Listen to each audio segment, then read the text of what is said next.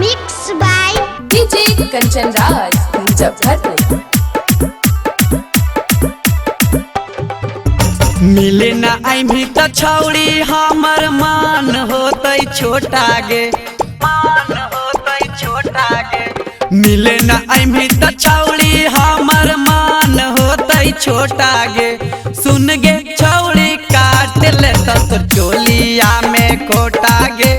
सुन गे छौड़ी काट ले तो चोलिया में खोटा गे।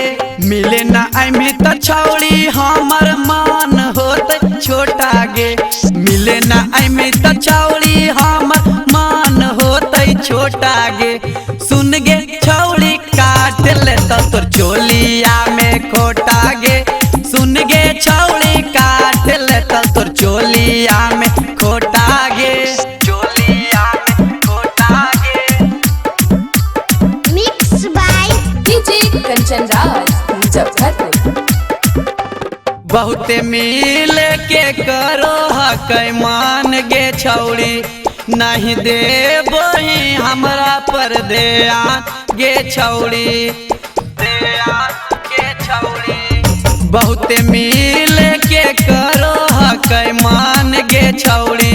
नहीं दे बही हमरा पर ध्यान गे छौड़ी।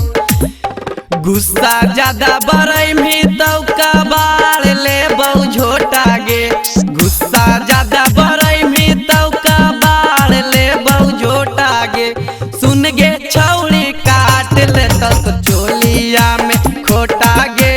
सुन गे छौड़ी काट ले तो चोलिया में खोटा गे, चोलिया में खोटा गे।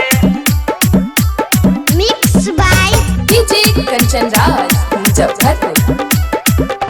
रविराज के नहीं मानो हकी बात गे छौड़ी। प्रेम दिलदार से रोज करो ही मुलाकात गे छौड़ी, मुलाकात गे।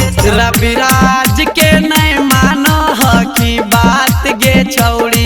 प्रेम दिलदार से रोज करो ही मुलाकात गे छौड़ी। याद कर खिलैले हलिया केला मोटा मोटा गे। याद कर खिलैले हलिया केला मोटा मोटा गे। सुन गे छौड़ी